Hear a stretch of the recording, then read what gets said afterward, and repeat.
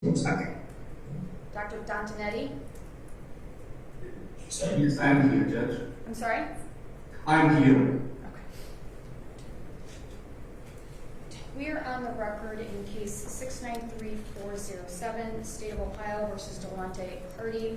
On behalf of Mr. Hardy is Ms. Julians, Ms. Downs, Ms. Ricco, and on behalf of the State of Ohio is Mr. Foliaccio and Mr. Cleary. Through Zoom video, the defendant is present, along with Dr. Dantonetti, the treating psychiatrist at the Central Ohio Behavioral Healthcare. On behalf of the defendant, are you waiving presence in the courtroom and proceed by Zoom? We do, Your Honor. Okay. All right. We are here on the mental health treatment matter of the defendant pursuant to Ohio Revised Code 2945.38B1C. The written report of the evaluations from two treating psychiatrists were forwarded to the court and counsel. On behalf of the state and the defense, are you stipulating to the reports as presented? Yes, Judge, on behalf of the state, we would stipulate. On behalf of the defense, we also stipulate. All right, Dr. Dantonetti, I do have some questions for you regarding your report. If you could please raise your right hand, I'm going to swear you in. Do you swear that your testimony will be the truth, the whole truth, and nothing but the truth is you shall answer unto God? Yes, I do. Okay. So I understand that the first report was prepared. Dr. Hendrickson saw the defendant on the 13th and 14th of March and completed a capacity assessment regarding request for forced medication. And on March 18th, you and Dr. Savaggio, is that correct? That's right. Created a second report on the 18th after also reviewing the defendant's status. The first question that I have for you is when the defendant first came to your facility, was he compliant with medications? When he first came here in October, Dr. Foreman was the treating psychiatrist for him. After some persuasion, he took the medications, but not long enough for the medications to show any effect. He was tried on two different medications at two different times. I'm sorry, he was what? He took medications on two different occasions, but not more than a few days each time. Did there come a point where he refused the medications? Or He refused the medications. all right. And at what do you have the time frame of when he had started to refuse to take the medications? Within a week of starting the medication, he complained of not feeling good on the medication, so he stopped taking them. Do you know approximately when that was? He came here in October. This was initially in October, the first medication, and the second one was in the beginning of November. Okay. So the beginning of November, it's my understanding just from what you stated that he was taking the medications, but not in the frequency or the required time period for them to take effect. That's right. And then he stopped, refused the medications. That's right. Okay.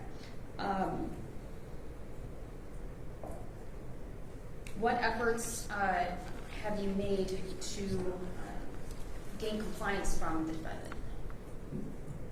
So, I came on the team. I started taking care of Mr. Hardy in January. At that time, I was not his attending physician. At that time, what? I was not the treating physician at that time. I have been taking care of him since January, like for the last 2 months. But from what I see from the records, Dr. Foreman, who was the treating psychiatrist at that time, he explained the benefits of taking the medication. To the defendant? I'm sorry? He explained that to the defendant? Yes. Okay. But he was not in agreement with taking the medications again. And since I came 2 months ago, I have been explaining to him about his symptoms and what the medications can help him with. but he's reluctant to consider taking medications. And what impediments, if any other, have you encountered in attempting to get compliance with the defendant to administer the medications? So Mr. Hardy suffers from the paranoid delusions, and he believes that his food is being poisoned sometimes, and he talks His about what is being poisoned? food. Food? Yeah, he talks about sometimes his food tasting like medication and smelling like medicine. So he has general paranoid delusions about the staff here and the medications and everything else. So his condition is prompting him to believe that the medications are essentially being given to him otherwise, and he's refusing to take them based on his own diagnosis. That's right. Okay. And do you believe, based upon your review, that involuntary administration of these drugs is medically appropriate for his condition? I do believe. And if he were to be forced to take these medications, do you believe that it would be substantially likely to render him competent to then stand trial, so essentially being restored to competency? I do believe. Now, the medication, as all medications, may have some side effects. The specific side effects related to the medication in question that you seek to force the defendant to take, what types of side effects are they? Sometimes with the antipsychotics, we can see what we call as the extrapyramidal side effects. I'm sorry, can you start again? With the kind of medications, we might have in the antipsychotics, we sometimes see side effects, what we call as the extrapyramidal side effects, which can be tremors or some involuntary movements. Sorry, can you go a little bit slower for our court reporter? The side effects can be known as what kind of side effects? We call them extrapyramidal side effects. Extra what? Pyramidal, Pyramidal. Okay. That can include tremors and sometimes involuntary movements. Involuntary But movements. these side effects can be treated with some medications. Would these side effects interfere significantly with his ability to assist counsel on his own defense? They should not. And you would report to the court if they did in any way? I'm sorry, can you repeat If they that? did in any way, you would report that to the court? Sure, definitely. And do you find that there are any less intrusive treatments that you could pursue that would have the substantially same outcome? At this time, I believe he needs to be on the medications. Okay. Did the state have any further questions of the doctor? Judge, do you mind if we have a couple? Absolutely. Doctor, Mr. Cleary from the state of Ohio is going to ask you a few questions. Hi, doctor. Can you hear me okay? I can help you. Okay. Doctor, I just wanted to cover a little bit further the course of treatment through medication that the defendant has been on. You testified that, well, the defendant came into your facility on October 22nd. Is that fair? That's right. Okay. And by October 31st, he's already refusing to take medications. Is that also fair? According to your report? I'm not exact on the dates, but it is around that time period start to refuse taking medications. Okay. And then at some point in November, the defendant is on Abilify, correct? Can you please repeat that? Sure. Sometime in November, the defendant is prescribed Abilify. That's right. Okay. And it's your testimony that his course, he would take it for a few days, and then he'd refuse to take it after that. That's right. Okay. And I think in one part, he blamed his libido was one of the reasons he wouldn't take medications. Is that fair? Um, If you remember. I was not part of the team at that time in November, so I'm sorry, I'm not exactly sure if you complained of that particular side effect. Okay. Doctor, since November, what medications have you tried with this defendant? What medications has he been on?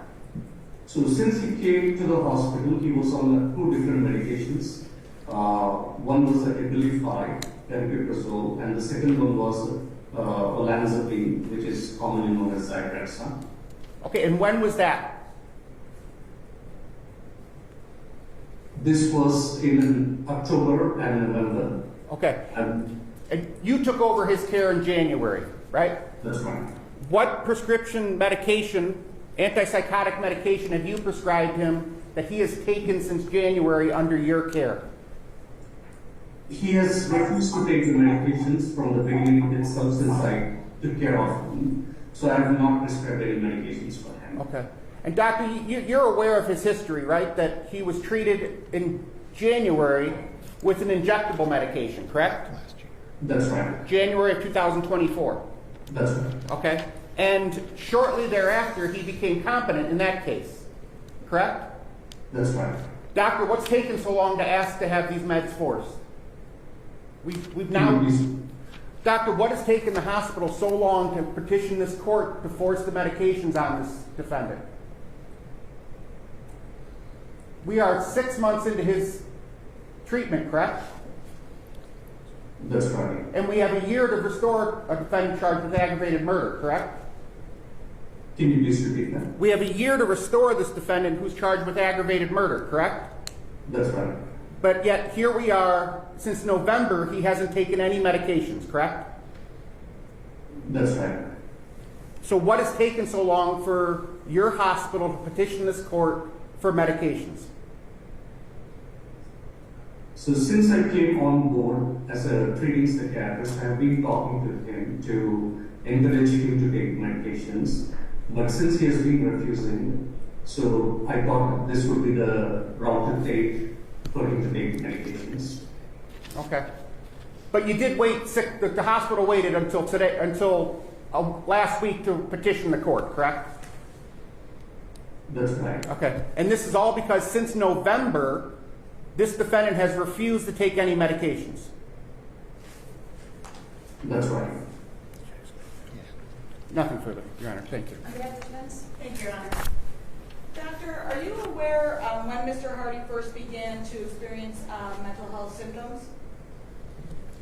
From what I read in the records, it was approximately 2 years ago that he started exhibiting these symptoms. And do you know how old Mr. Hardy is? He's 25 years old now. Would that be not an atypical age for someone to start experiencing these kind of symptoms? It is not atypical. This is the age when the people start exhibiting psychotic symptoms, the onset of schizophrenia. And when a patient comes to your facility, is it important that you first build rapport with the patient? It is important. And that you get a baseline for where the patient is at? That's right. And it is not unusual for someone with a diagnosis to have fluctuations in their willingness to take medication, correct? That's right. And it's not unusual for someone with this diagnosis to lack insight into their need for medication, correct? Can you please repeat that?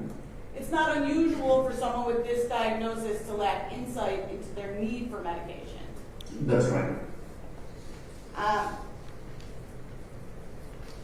At this time, Mr. Hardy's refusing based on the side effects. That's one of the indications, correct? That's part of the reason, I believe. Okay. And there are no less side effects, no route you can take that have less side effects than the route you are seeking to take now? I think so. Okay. And this is the first time you have petitioned the court for the involuntary administration of medication, correct? That's right. Thank you. Anything based on that? No, Judge, thank you. All right.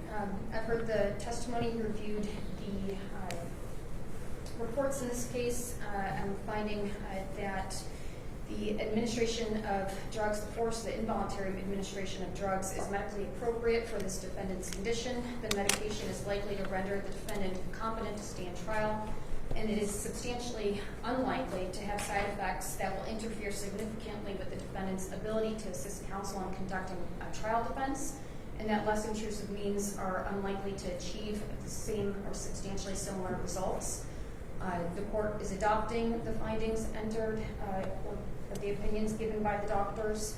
Further, the court finds that there's an important governmental interest in bringing to trial the defendant for serious crimes such as those with which the defendant is charged, and that involuntary medication is necessary to further the government's interest. So therefore, I am going to grant the motion for forced medications. The defendant is ordered to take all medications prescribed by the medical staff at Central Ohio Behavioral Health Care. Anything else for the record? If I could, Judge. Your Honor, the state reserves the right, if need be, to argue that the defendant's voluntary choice to refuse medications tolls the time under the statute by which we must have him rendered competent to stand trial. It's not ripe for today, but we're putting the court and the defense on notice that we reserve the right to make that argument if we need to. Thank you. And doctor, if forced medication were to proceed in short order today, tomorrow, within the next couple of days, when would you be able to provide an update to this court? When do you anticipate? About the progress of how he's doing on the medications? Yes. It would take some time for the medications to be effective, and I would like to start at a very small dose, considering Mr. Hardy's reports of the side effects in the past. So it might take at least a few weeks for us to know how he's doing with that medication. Do you intend to administer injections similar to his previous treatment? I believe he would do better on the injectables, but I would start with the oral medications first and then transition the medication to the injectable. Why start with the oral medications? Just to know the tolerability of the medication. Just to what? Just to see how he would react on the medication. Is there any concern of him physically refusing to the point where you cannot physically administer those oral medications, or that he would somehow be evasive in actually taking it, even if given? There is a possibility of that happening. And how long are you going to attempt the oral medications before you move to the injectable? My estimate would be like about 1 week before we can on the injectable. Okay. Once the injectables start, typically, and I know that every person is different, but how long do you feel, if the treatment is successful, that he would be restored to competency? Do you have a time frame? Going with Mr. Hardy's history, I would estimate it would take about a month to 2 months. A month to 2 but months. Sometimes the delusions that he suffers from can be a little hard to treat. And Can it be a little what? Hard to treat for the symptoms to go into remission. And sometimes you might have to change the medication if he's not responding. My intention is to start him on the Risperdal that he was on in the past and that seemed to have helped him. But if he's not responding to that medication now, we might have to go for a medication called clozapine, which doesn't come in the injectable form. But we might have to slowly titrate up the medication, which would take weeks. Could we expect an update from you in approximately 6 weeks to 8 weeks? That would be optimum time, I think. That would be what? That would be a good time period for us to report. Anything else from council before we conclude? Nothing, Judge. Thank you. Right. I will prepare the written order and have it sent to your attention. Okay? Thank you. Thank you.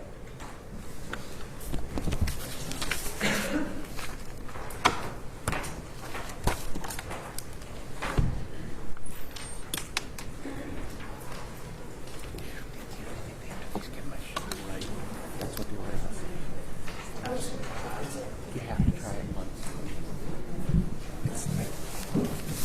That's what you can say.